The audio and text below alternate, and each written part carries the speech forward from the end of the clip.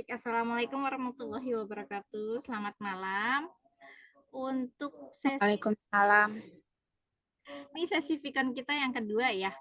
Berarti kita sudah memasuki materi yang akan dibahas hari ini adalah materi sesi 3 dan 4. Insya Allah nanti kalau 3-nya nggak kelamaan kita bisa bahas sesi 4. Baik, yang sesi 3 ini adalah analisis fundamental. Baik, bismillahirrahmanirrahim. Jadi untuk dalam melakukan analisis penilaian saham ada dua alat atau dua alat analisis, yaitu fundamental dan teknikal. Di sesi 3 kita bahas fundamentalnya dulu, baru nanti di sesi 4 kita bahas mengenai teknikalnya. Jadi kalau secara fundamental di sini saya pakai pointer ya.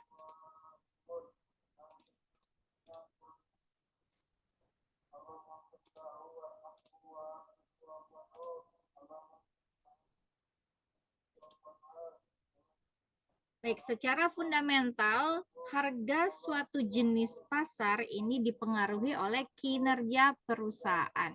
Jadi, dengan sudut pandang fundamental bahwa suatu jenis pasar ini dipengaruhi oleh kinerja perusahaan dan kemungkinan risiko yang dihadapi perusahaan. Nah, kinerja perusahaannya ini, saya lagi nggak bisa buat coret-coret ininya. Nah, kinerja perusahaan ini tercermin dari laba operasional. Dari laba operasional dan laba per lembar sahamnya. Nah, kalau laba operasional itu merupakan keuntungan yang diperoleh dari kegiatan usaha utama setelah dikurangi dengan biaya-biaya operasional perusahaan. Nah, itu baru didapat laba operasional. Jadi bisa dilihat dari laba operasional dan laba per lembar saham, atau biasa disebut earning per share atau EPS. Ini adalah hasil perhitungan dari laba bersih perusahaan yang sudah dibagi dengan jumlah saham yang beredar. Nah, ini adalah dua laba operasional dan laba bersih per saham ini adalah yang mencerminkan kinerja dari perusahaan, serta misalkan juga dengan beberapa rasio keuangan yang menggambarkan kekuatan manajemen dalam mengelola perusahaan. Nah, untuk resiko perusahaan sendiri tercermin dari daya tahan perusahaan dalam menghadapi siklus ekonomi serta faktor-faktor makro ekonomi dan makro non ekonomi. Nah, ini adalah contoh-contoh atau faktor-faktor yang dapat mempengaruhi kinerja dari saham ataupun kinerja dari perusahaan. Ini adalah faktor makroekonominya, yaitu dari tingkat bunga, tingkat inflasi, ini tingkat bunga dalam negeri, kemudian inflasi, kemudian peraturan perpajakan, kebijakan pemerintah, kemudian kurs, ada tingkat bunga pinjaman luar negeri, kondisi perekonomian internasional, siklus ekonomi, paham ekonomi, dan peredaran uang. Serta dari makro non-ekonomi, yaitu bisa dilihat dari misalnya pemilu, pelaksanaan pemilu, atau mungkin yang terjadi saat ini bisa dari yang mempengaruhi kinerja perusahaan itu terjadinya perang. Seperti yang saat ini sedang terjadi di luar negeri sana. Nah, itu adalah risiko yang dapat mempengaruhi, melihat risiko apa saja dari faktor-faktor apa saja yang dapat mempengaruhi kinerja perusahaan atau kinerja saham perusahaan. Nah, sekarang kita masuk membahas analisis fundamentalnya. Apa sih analisis fundamental? Analisis fundamental adalah teknik analisa yang memperhitungkan berbagai faktor seperti kinerja perusahaan, analisis persaingan usaha, analisis industri, analisis ekonomi, dan pasar makro-mikro. Nah, dari sini dapat diketahui apakah perusahaan tersebut masih sehat atau tidak. Jadi bisa dilihat dengan menggunakan analisis fundamental. Nah, dari hasil tersebut, investor dapat mengetahui mana perusahaan yang dalam kondisi baik dan bisa dipilih untuk investasi. Atau analisis fundamental ini juga adalah proses untuk mengidentifikasi apakah sekuritas berada di bawah atau di atas harga yang seharusnya. Jadi kita bisa melihat saham apakah dia berada di bawah atau di atas harga yang seharusnya pada suatu waktu tertentu. Nah, dalam upaya mendapatkan return yang tinggi atau yang lebih dari biasanya, analisis fundamental ini bisa mengungkapkan situasi khusus dengan menggunakan berbagai teknik penilaian. Jadi kita bisa selain menggunakan analisis untuk berbagai analisis selain kinerja perusahaan atau saham, bisa juga melihat analisis persaingan usaha atau industri ya. Kemudian manfaat dari analisis fundamental adalah yang pertama, kita bisa mendeteksi saat yang tepat untuk masuk atau keluar dari pasar saham. Kedua adalah membantu memilih saham yang baik untuk investasi. Dan yang ketiga adalah mengetahui harga wajar suatu saham. Jadi analisis fundamental dapat digunakan untuk mengetahui valuasi saham atau penilaian saham, yaitu berapa nominal rupiah saham itu layak untuk dihargai. Ada beberapa metode yang bisa digunakan. Nah, ini adalah di sini ada dua, metode price earning ratio dan price to book value ratio. Ini biasanya yang paling sering digunakan, atau bisa menggunakan metode-metode lain yaitu discounted dividend model, kemudian discounted cash flow dan free cash flow. Tapi yang biasa digunakan ini adalah metode price earning ratio dan price to book value ratio. Nah, kita masuk ya untuk analisis alat analisisnya. Jadi analisis fundamental memiliki dua model penilaian saham yang sering digunakan oleh para analis sekuritas. Menggunakan pendekatan present value, yaitu pendekatan yang mencoba menaksir present value dengan menggunakan tingkat bunga tertentu dan melihat manfaat yang akan diterima oleh pemilik saham. Kemudian menggunakan pendekatan price earning ratio, yaitu pendekatan yang menaksir nilai saham dengan menggunakan price earning ratio, yaitu rasio yang dapat dihitung dengan membagi harga pasar dibagi dengan earning per share-nya atau laba per lembar sahamnya. Jadi kita harus tahu kalau menghitung per, harus tahu ini price earning ratio, PER, berapa harga pasar saham saat yang ketika kita menghitungnya, kemudian berapa laba per lembar sahamnya. Nah, laba per lembar saham ini kita bisa cari dengan mengurangi laba bersih dikurangi dividen dibagi dengan jumlah lembar saham yang beredar. Ini adalah cara mencari earning per share. Nah, kalau kita sudah ketahui earning per share-nya, kita bisa langsung cari price earning ratio. Nah, earning per share kita bahas dulu sebelum menghitung price earning ratio, kita cari dulu earning per share kan. Earning per share atau laba per lembar saham adalah rasio yang menunjukkan berapa besar keuntungan atau laba yang diperoleh investor atau pemegang saham per lembar sahamnya. Nah, bagi para investor, biasanya informasi EPS ini paling mendasar dan paling berguna untuk melihat prospek earning atau pendapatan perusahaan di masa depan. Nah, cara mencarinya tadi sudah diketahui, laba bersih dikurang dividen dibagi jumlah lembar saham yang beredar. Nah, ini ada kasus bagaimana kita menghitung earning per share-nya. Nah, ini untuk saham BBRI yang dimiliki oleh PT Bank Rakyat Indonesia Persero. Dia sudah terbuka, kemudian sudah melakukan penjualan saham dengan kode BBRI. Di sini kita lihat data historis untuk laba bersih, kemudian dan jumlah saham beredar dari tahun 2018, 19, dan 2020. Karena mencari earning per share adalah laba bersih dikurang dividen dibagi jumlah saham beredar. Anggaplah ini laba bersihnya semua sudah dikurang dividen. Maka tinggal dibagi laba bersihnya dibagi jumlah saham yang beredar. Kita lihat EPS-nya untuk 2018 adalah 265,21. Satuan dari EPS biasanya dalam bentuk rupiah ya. Nominal uang biasanya. 2019 281 ini mengalami penaikan dari 2018. Kemudian tahun 2020 ternyata turun menjadi 152,21. Nah, kenapa earning per share ini bisa berubah-ubah di tiap tahunnya? Apakah sudah mencerminkan kinerja perusahaan baik atau tidak? Nah, ini kita bahas di sini. Dari contoh realisasi laba per saham untuk Bank Rakyat Indonesia di atas, ternyata nilai earning per share-nya bisa naik dan turun. Adapun faktor-faktor yang bisa atau yang mempengaruhi naik turunnya earning per share itu diantaranya pertama, mungkin laba bersihnya naik tapi jumlah saham yang beredarnya tetap.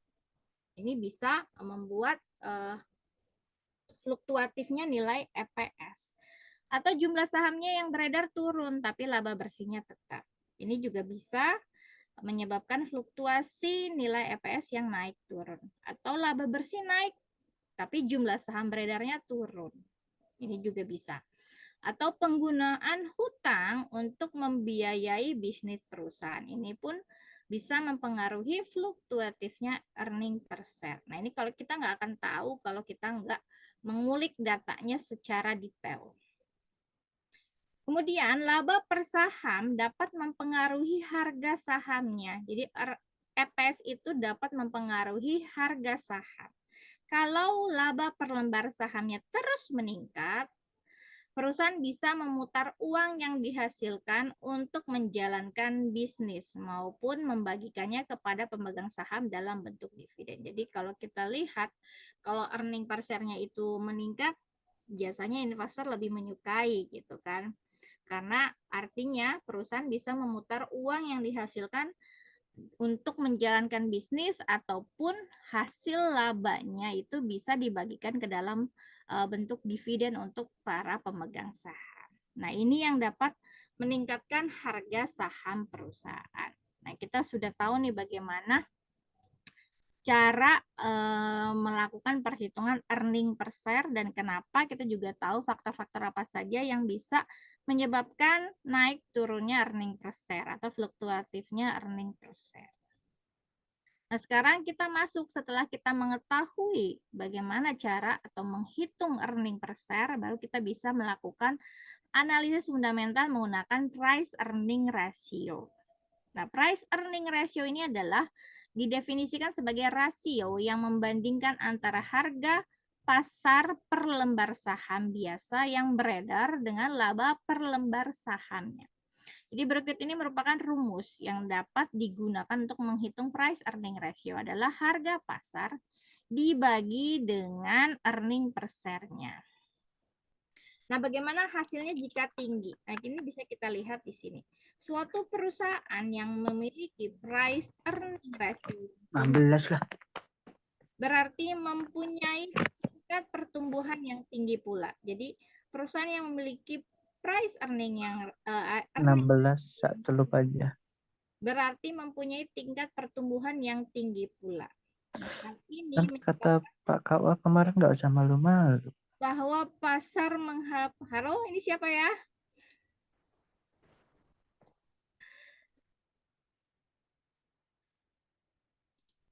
Baik, kita mulai lagi. Hal ini menunjukkan bahwa pasar mengharapkan pertumbuhan laba di masa mendatang. Jadi kalau price earning ratio yang tinggi ini mencerminkan bahwa pasar ini mengharapkan pertumbuhan laba di masa yang akan datang. Sebaliknya, bagaimana kalau price earning ratio-nya rendah? Akan mempunyai tingkat pertumbuhan yang rendah pula. Sehingga semakin rendah price earning suatu saham, maka semakin baik atau murah harga yang perlu dikeluarkan untuk diinvestasikan. Nah, ini bisa kita lihat dari apa namanya, pergerakan price earning ratio ini. Sebetulnya tinggi rendahnya price earning ratio itu ada apa namanya, bisa dibandingkan kalau kita menghitung saham, untuk menilai saham kita bisa bandingkan dengan perusahaan yang harusnya sejenis. Jadi dalam satu bidang industri yang sejenis. Kalau kita bandingkan dengan bidang industri yang berbeda itu kadang-kadang nggak apa namanya, nggak matching. Jadi kita harus bandingkan, kalau kita ngambil saham untuk dinilai, kita cari perusahaan yang sejenis dalam satu industrinya, ya seperti itu. Sebetulnya yang bagus yang bagaimana price earning. Jadi price earning ratio ini yang bagus seharusnya tidak terlalu tinggi tapi juga tidak terlalu rendah. Biasanya idealnya nilai price earning ratio yang ideal itu berada di 15 kali. Kalau biasanya kalau satuan price earning ratio itu kan, kalau earning per share itu dilihat dari nominal bentuknya uang ya. Tapi kalau price earning ratio itu bisa jadi berapa kali dia? Misalkan idealnya itu 15, jadi 15 kali, 15x ditulisnya seperti itu. Nah, ini contohnya. Untuk kasus perhitungan price earning ratio, terdapat dua perusahaan sejenis yaitu yang berstatus sebagai perusahaan terbuka. Jadi kita harus membandingkannya perusahaan yang sejenis, yaitu perusahaan A dan perusahaan B. Entah dia masuk ke dalam sektor manufaktur atau retail, ini kita nggak tahu, pokoknya sejenis aja dia. Kemudian meskipun menjalankan kegiatan di subsektor yang sama, perusahaan A dan perusahaan B ternyata mencatatkan harga saham per lembar dan earning per share yang berbeda-beda. Ini kita bisa lihat perusahaan A dan perusahaan B. Harga saham perusahaan A itu per lembarnya 50.000, perusahaan B itu 2.200, lebih murah daripada, kayak gini ya, ada ajan sebentar.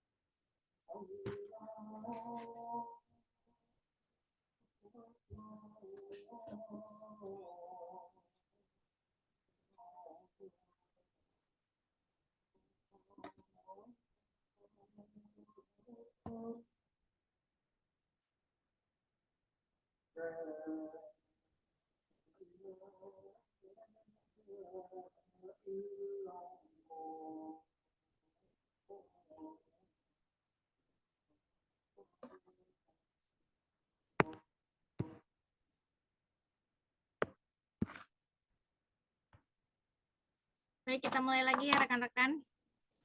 Nah, ini adalah contoh kasus kedua untuk perhitungan price earning ratio. Yang mana ini merupakan data dari dua perusahaan sejenis antara A dan perusahaan B. Yang mana kita bisa lihat untuk perusahaan A memiliki harga saham. Nah, harga sahamnya ini kita ambil dari harga penutupan. Itu perusahaan A 50.000, perusahaan B 2.200. Kita bisa lihat bahwa perusahaan A memiliki harga saham lebih tinggi daripada perusahaan B. Dan earning per share tentunya akan lebih tinggi perusahaan A daripada perusahaan B. Nah, dengan data di atas, kita bisa hitung nilai price earning ratio kedua perusahaan tersebut. Nah, kalau kita hitung, price earning ratio untuk perusahaan A adalah 12,5. Sedangkan perusahaan B adalah 22. Padahal kita bisa lihat bahwa perusahaan A ini memiliki harga saham dan earning per share yang lebih tinggi.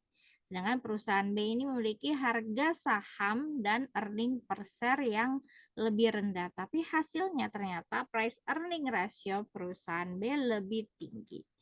Nah, ini bisa kita bahas bahwa perhitungan price earning ratio di atas menunjukkan kalau price earning ratio perusahaan A lebih rendah dibandingkan price earning perusahaan B. Perusahaan A sekalipun memiliki harga saham dan EPS yang terbilang tinggi, ternyata nilai price earning ratio-nya kecil. Sementara perusahaan B sekalipun memiliki harga saham dan EPS yang rendah, tetapi memiliki price earning ratio yang tinggi. Saham dengan price earning ratio yang tinggi diartikan sebagai saham pertumbuhan. Sebab perolehan laba tercatat membuat para investornya menaruh harapan pada saham ini di masa yang akan datang, membuat mereka akan bersedia membayar lebih. Jadi kalau yang tinggi itu termasuk ke dalam saham yang pertumbuhan. Jadi investor di situ menunggu, berharap bahwa nanti saham ini menaruh harapan pada saham ini di masa depan yang membuat mereka akan membayar lebih. Saham dengan price earning yang sangat tinggi justru ternyata sangat beresiko. Selain itu, price earning tinggi juga bisa mengindikasikan saham tersebut ternyata dinilai terlalu tinggi atau overvalue. Nah, sementara saham dengan price earning ratio yang rendah diartikan sebagai saham yang bernilai. Maksudnya bernilai ini adalah saham yang diperdagangkan dengan harga yang rendah. Padahal fundamentalnya menunjukkan harga jualnya bisa lebih tinggi. Nah, maka price earning yang rendah ini menjadi petunjuk kalau sahamnya dinilai terlalu rendah atau under value. Tapi biasanya sejumlah investor ini mengatakan bahwa price earning ratio yang rendah sebagai saham itu salah harga dan menarik buat dibeli.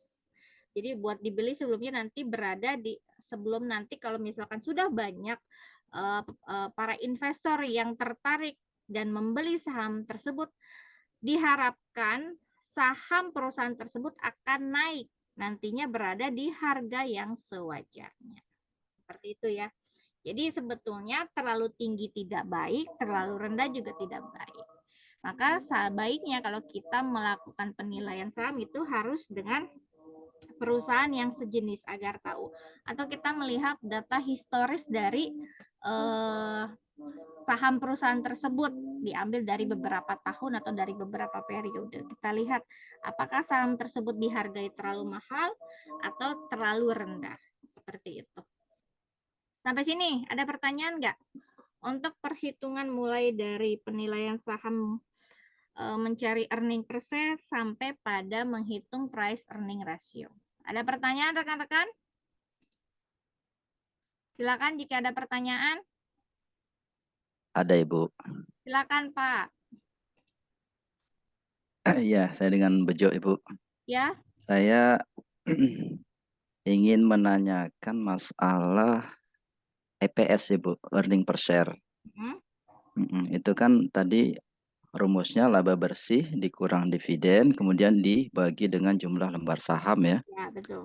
Kemudian ada disebut situ faktor-faktor yang mempengaruhi EPS itu tadi disebut ada 4. Nah ini ya. 4. Itu. Yang jadi pertanyaan saya itu adalah mengapa laba bersih harus dikurang dividen dulu? Padahal dividen itu kan bukan bagian expense atau biaya. Iya. Kan masalahnya begini, jika harus dikurang dividen dulu, nah ini misalnya kita membandingkan 2 buah perusahaan. Misalnya perusahaan A labanya 80, kemudian dividennya 60, kemudian sisanya itu 20. Kemudian perusahaan B misalnya 100, tapi dividennya karena besar 90. Jadi sisanya tinggal 10. Padahal kan performa perusahaan ini itu bagus di perusahaan B labanya. Tapi karena pembagian dividen yang cenderung lebih tinggi, sehingga mengakibatkan hasil pengurangan antara laba dan dividen ini menjadi lebih kecil. Dan itu akan mempengaruhi performa dari EPS perusahaan tersebut. Nah, kembali lagi ke tadi, kenapa harus dikurangi dividen dulu, Ibu? Kan dividen ini sifatnya dia fluktuatif, tergantung berapa yang harus dikurangkan. Itu tadi kalau kurangnya terlalu besar, padahal performa perusahaan itu bagus, dia kecil performa EPS-nya jadi lebih buruk daripada perusahaan yang misalnya penghasilannya labanya kecil tapi ininya kecil juga pembagian dividennya, maka dia akan mendapatkan performa EPS yang tinggi gitu. Baik. Baik Pak Bejo, sebetulnya begini. Jadi Bapak harus pahami dulu untuk akuntansi ya. Jadi begini. Untuk pembagian dividen itu kan diambil dari dividen kan masuknya ke dalam akun ekuitas ya. Dalam akun ekuitas itu ada modal saham dan saldo laba. Nah, dividen sendiri kenapa harus dikurangi dengan laba bersih?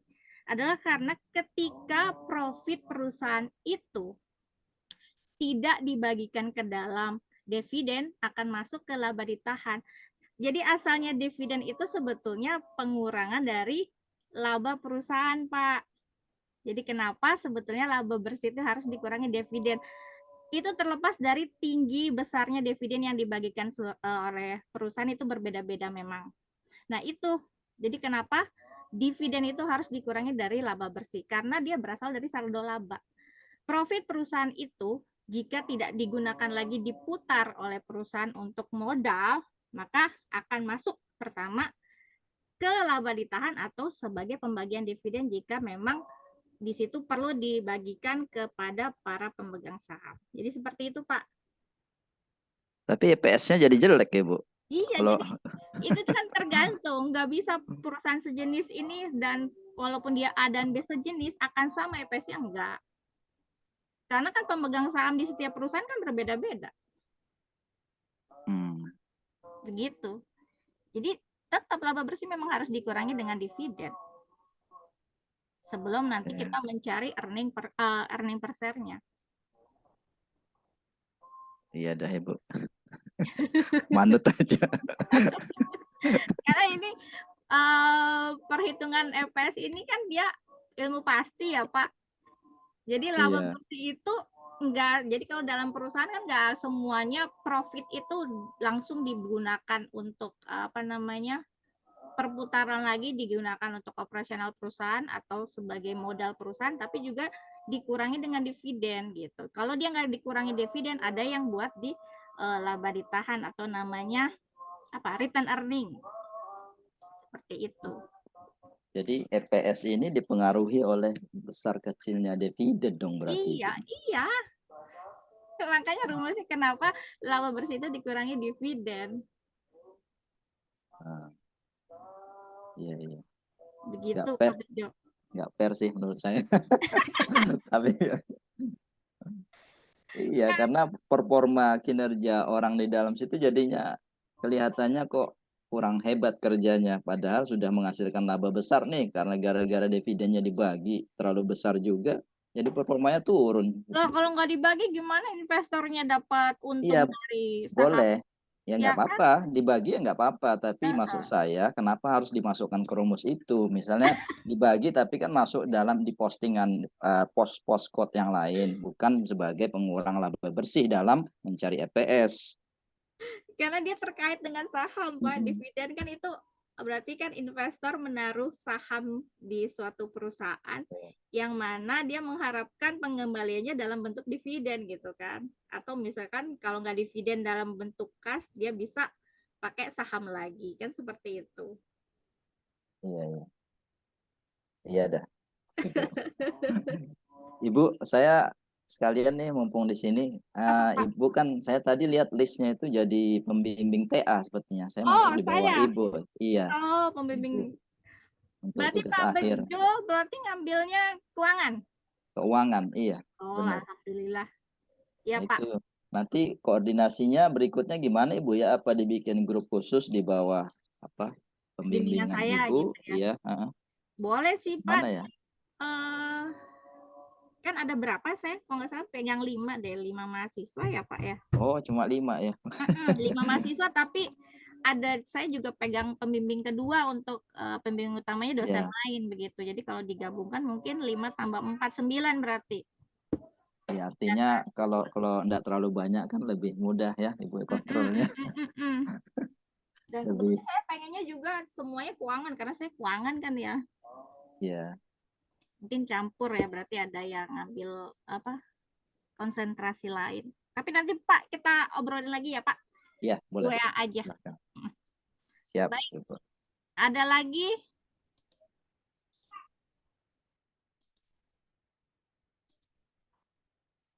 Baik, kalau tidak ada, nah ini satu lagi ya untuk penilaian menggunakan analisis fundamental, yaitu menggunakan rasio profitabilitas. Nah, rasio profitabilitas ini terdiri dari dua, yaitu return on asset dan return on equity. Nah, kalau kita gunakan return on asset, ini merupakan rasio yang menggambarkan sejauh mana kemampuan aset-aset yang dimiliki perusahaan itu bisa menghasilkan laba. Jadi tingkat pengembalian atas aset, return on equity. Kemudian ROE atau return on equity. Nah, ini adalah menggambarkan sejauh mana kemampuan perusahaan menghasilkan laba yang bisa diperoleh oleh pemegang saham. Nah, cara mencari ROA adalah membagi laba bersih dengan total aset. Untuk ROE adalah laba bersih dibagi dengan ekuitas. Ini adalah yang termasuk ke dalam rasio profitabilitas. Nah, ini nggak ada contohnya ya. Berarti ini adalah materi untuk sesi 3. Kita sudah selesai dan saya ingin lanjut sedikit mengenai materi sesi 4. Jadi Vicon ini kita pakai 2 materi ya setiap Vicon. Saya izin stop share. Saya lanjutkan lagi materi PPT untuk sesi 4.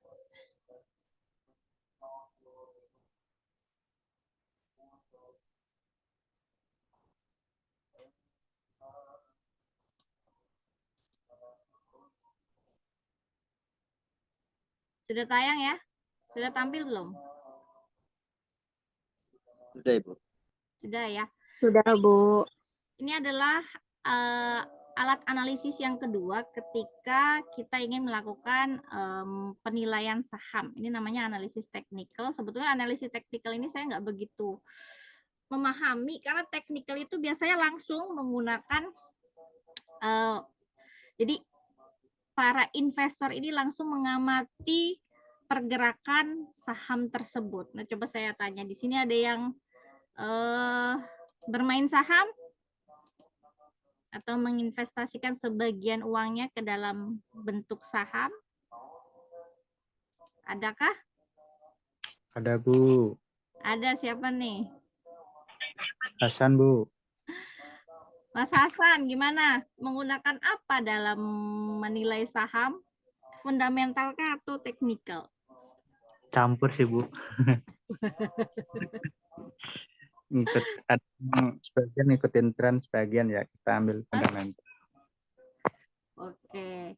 Nah, ini adalah teknikal, tapi kita analisis teknikal kan saya nggak akan tutorialnya bagaimana karena saya sendiri bukan seorang praktisi dalam investasi saham, tapi kita mengikuti literaturnya saja. Jadi pengertian dari analisis teknikal ini adalah instrumen yang menggunakan data-data historis perdagangan mengenai harga saham, kemudian volume dan beberapa indikator pasar yang lain untuk memprediksi pergerakan harga saham dan menentukan rekomendasi keputusan investasi.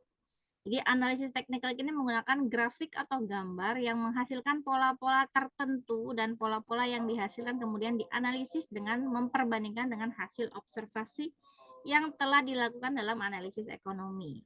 Nah, biasanya untuk alatnya, nah ini analisis teknikal ini memiliki beberapa kegunaan di dalam trading, yaitu sebagai pertama kita bisa mendeteksi tren atau pola yang sedang terjadi, kemudian membantu memberikan sinyal beli atau jual. Nah, indikatornya ada beberapa yang bisa digunakan, tapi paling sering kalau nggak salah itu moving average. Ini paling umum.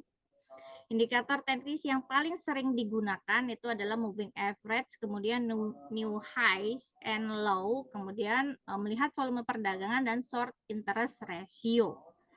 Nah, moving average ini tujuannya penggunaan teknik adalah untuk mendeteksi arah pergerakan saham dan besarnya tingkat pergerakan tersebut dalam kurun waktu tertentu.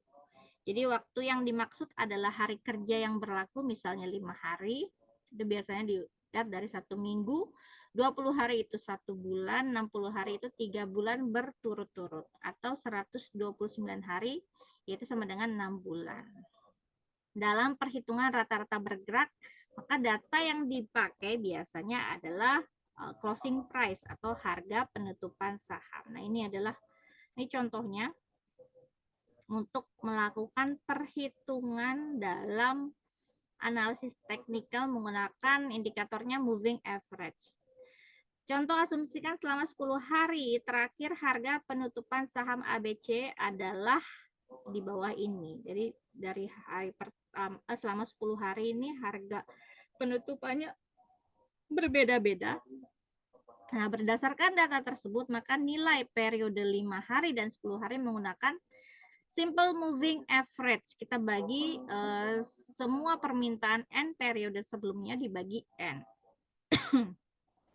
5 periode dibagi 5, 470. Atau 10 periode berarti di sini bisa dilihat hasilnya adalah 600.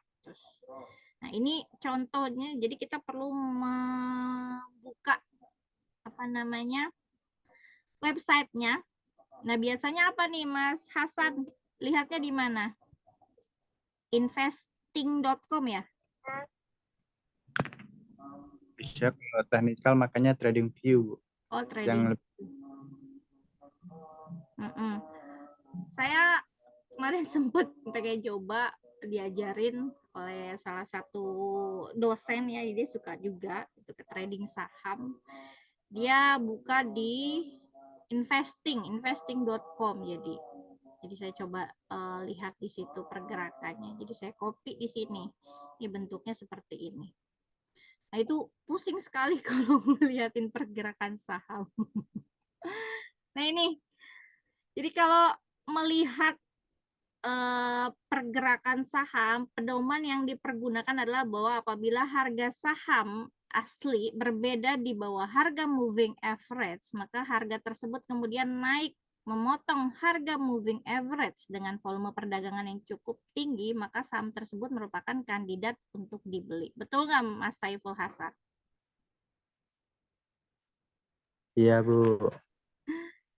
Nah, kalau dijual bagaimana?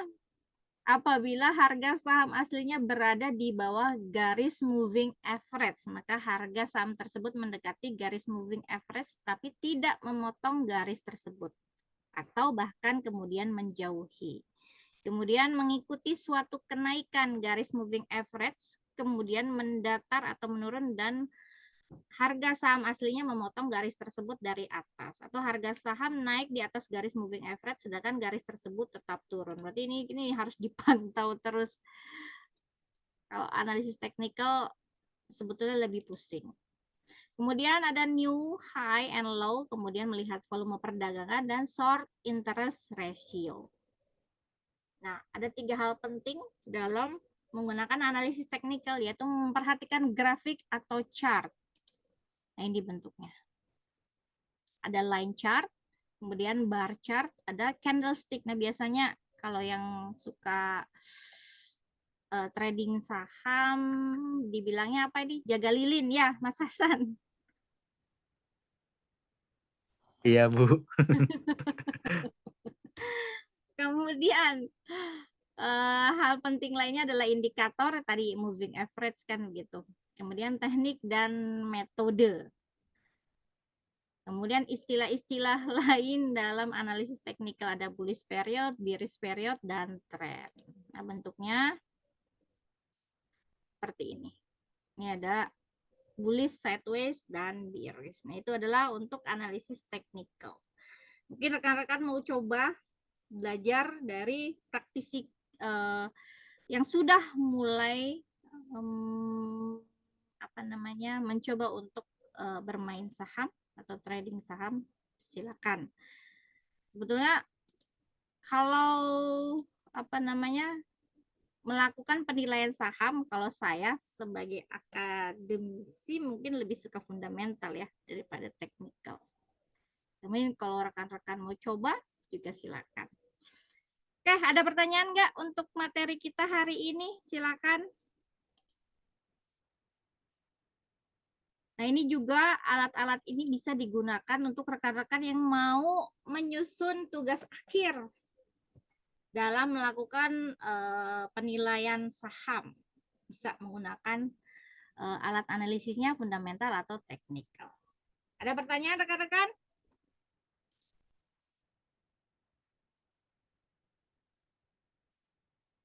Tidak ada? Tidak, Bu. Baik. Karena Mas Saiful Hasan sudah kecemplung di situ. Bahkan mungkin lebih expert daripada saya.